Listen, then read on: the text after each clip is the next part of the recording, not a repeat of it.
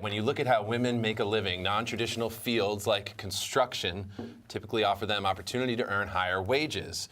According to the Bureau of Labor Statistics, the median hourly wage for construction occupations in 2015 was above $15 an hour, fully 50% higher than what workers earned in female-dominated occupations like home health aides, housekeepers, and childcare workers. Is there a way to break that wage gap, one non-traditional job at a time? Well, joining us to talk about how they're working toward that goal are Beverly Nufeld, the executive director at PowHer. That's PowHER. Welcome to BK Live. Thank you so much. And we're also happy to welcome from the New York City government, Liz Vladeck, the deputy commissioner at the Office of Labor Policy and Standards at the Department of Consumer Affairs. We're also happy to have Guallpa, who is the executive director for the Workers' Justice Project. Thanks for joining us. Thank you all very much for being here.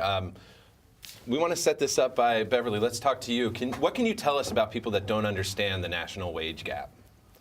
Well, we've been talking about the national wage gap, and we say it's something like 78 cents to $1, and that's a very simple answer, right? So it really reflects the fact that women on average make about 78 cents to what the average white male makes. But the reality is New York is doing better than that on average, although we're not doing better than that for women of color. So we have to look at what are the causes. And unfortunately, the numbers are simple, but the causes are kind of complex. And the solutions, I'm excited that we'll talk about some of them today. Yeah, we like to be solutions-based. Exactly. This is where you come in as well, Ligia. So, Ligia, excuse me. So tell us about your organization. So we are a Brooklyn-based worker center that empowers low-wage immigrant workers, men and women who worked in on-the-ground industries, especially construction, house cleaning, and other industries. And what we have been focusing a lot is in empowering women, offering tools in leadership development, providing critical service to actually address issues like discrimination, wage theft, unsafe working conditions, which are common issues that workers find in these industries. So Liz, you're from the Department of Consumer Affairs, am I right? How do you sort of address these gaps that are going on? And two-part question, how do you see it evolving over the past 10 years versus maybe before that? Sure. Well, so the first and most important thing I would say is that the city has taken a really critical step, which is to set up my office, the Office of Labor Policy and Standards. It's the first dedicated voice for worker rights in city government because these issues are more traditionally regulated at the state and federal level. And this administration has said, we want to really step up and step in on these policies. And so we enforce a number of laws, newer and more recent, to try and set a new generation of minimum labor standards that apply across industries. Because we think that it's not only about, that hourly rate on a given job is extremely important, but it's only one piece of the pie. It's also about the broader social and background conditions that make it possible for women to work, that make it possible for parents to juggle family responsibilities with paid care work being an increasing share of our private sector workforce. And so how do we develop new policies like paid sick leave, right? Which makes it possible for all of us, including working moms, to take the day when their kid is sick and not lose wages.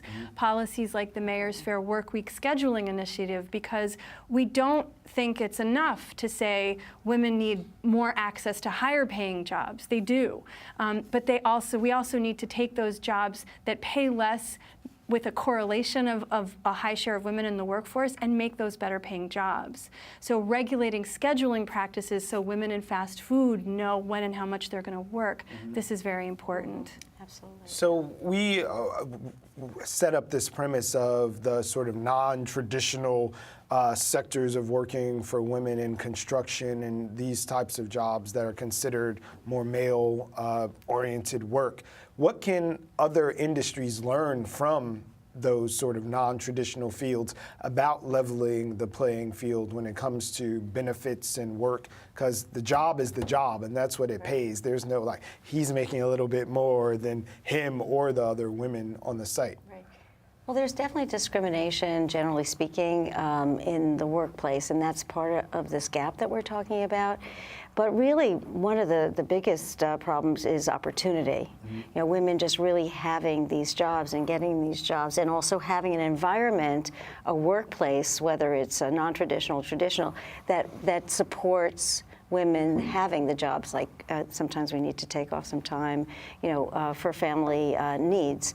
You know, so that's really critically important. I really think that the construction industry and the trades need to learn from some of the other industries, because some of the other industries have really taken on this attitude that it's diverse workforces are better workforces. Right. They're better, they work better, you have more, you know, return on investment. More and more we have that, you know, that data. So the construction industries, the trade industries need to say, okay, we don't have a diverse workforce in terms of gender particularly.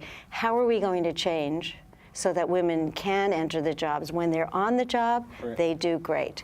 But we have to get more of them on the job, and so we have to take care of some of the other problems that leave them off. Some of it is discrimination, for sure. Ligia, how do you think we can get more women interested in going into the trades and those jobs? As it was mentioned, I think the key for this is really creating opportunities and creating programs that really creates pathways for women to access opportunities to get in the industry. We have a lot of members who actually, to get in the industry, they have not started off as laborers or like really learning the trade. They really got the opportunity because they were offered a cleaning job, right? Which is considered a more on the site, low rung coming in. Exactly, because you're women, you're considered to really that the job you can access to do, and the job that you're actually qualified to do is a cleaning job, but not, you know, the skilled more construction job. So a lot of the women really have to like fight within the trade to prove themselves that they can do the job. The fact that they're women doesn't mean they're less skilled, that they don't have the same abilities as men to do either demolition, construction, painting. And I think that's one of our biggest targets right now, is how we create equal opportunities, how we create workforce development programs that really meets the needs of women, immigrant, construction or non-construction workers, or immigrant workers as a whole. They can really access the quality training, workforce development, which is not the case, I think, throughout the city, having equal opportunities and a real pathway to access those jobs.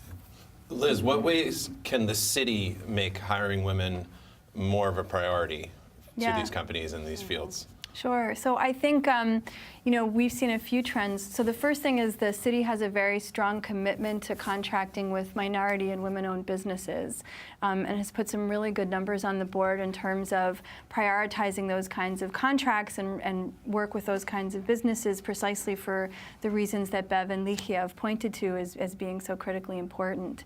I think, you know, government's role as a contractor and government having a generally positive attitude towards workers, towards collective bargaining rights is also very important, because, you know, I think a lot of the work that Ligia and her colleagues do is it really does put workers in a position to negotiate up from a floor that as government we try to set.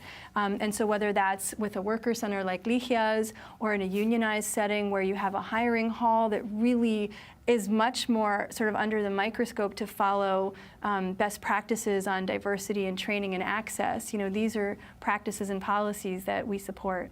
And one of the recent initiatives that we have been pushing through the city is the Day Labor Workforce Initiative. It's a groundbreaking initiative to really create a new pathway for really workers to access skills, also be able to enter in an industry like construction, and also not only that, but through the hiring halls really be able to, you know, lift the wages and create new standards in industry that it's unsafe, is the deadliest in the country.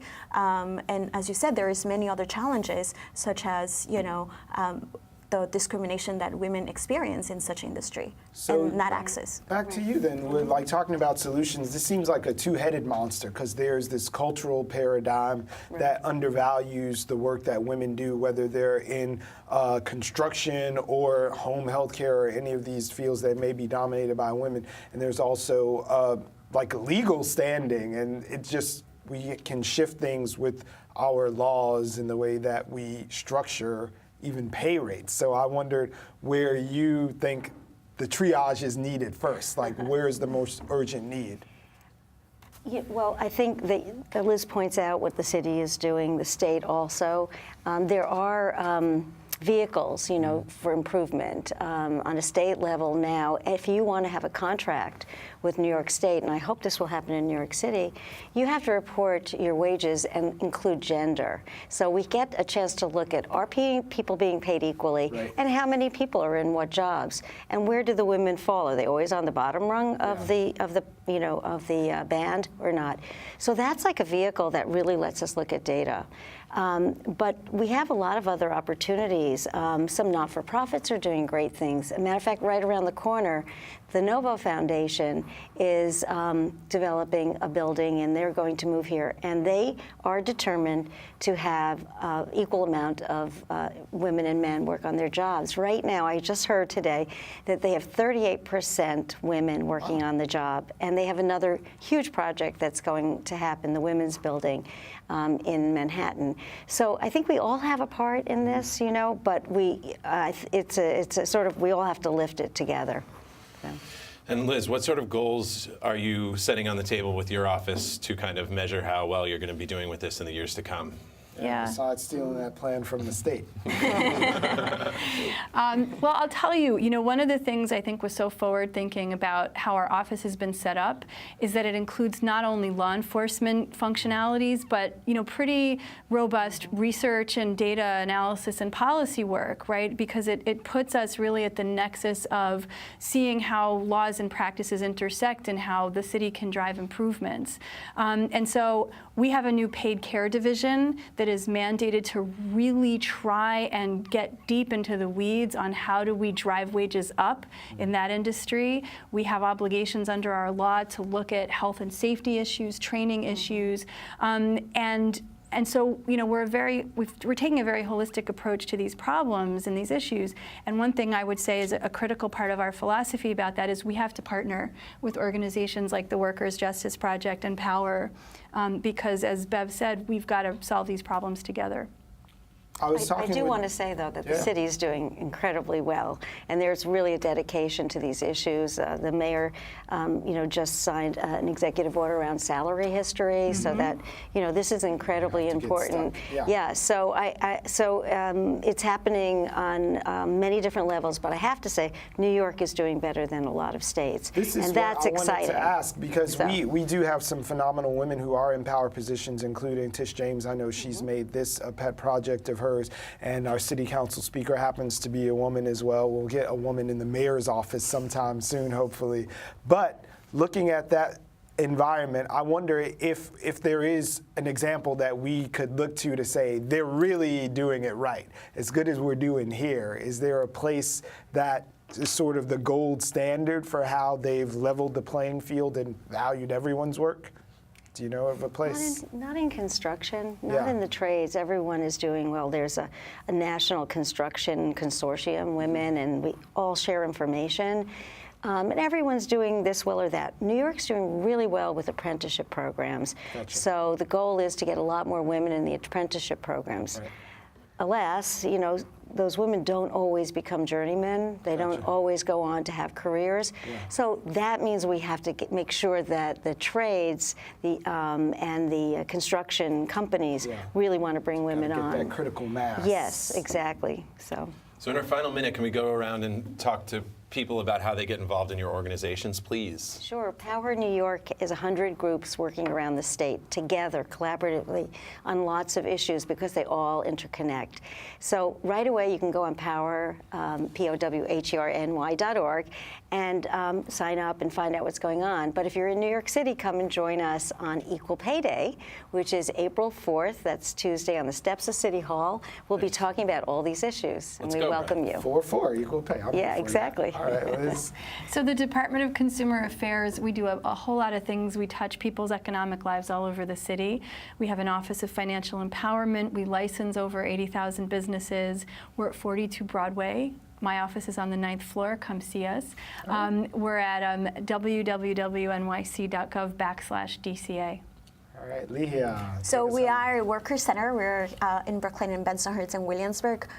Our phone number is 718-600-0425. We have incredible initiatives and trainings coming up. We have OSHA 10s in construction. We have a wage theft program to really address the wage theft issues that a lot of, and also discrimination that women face. So we invite everybody to come visit us as www.workersjustice.org. We look forward to seeing everybody. Well, And thank you people very much joining. for being on BK Live. We really appreciate it. Please come back again, and Thank you for having we'll us. talk more about this. Yeah, it's a lot of work to be done. We'll meet you on 4/4. Absolutely.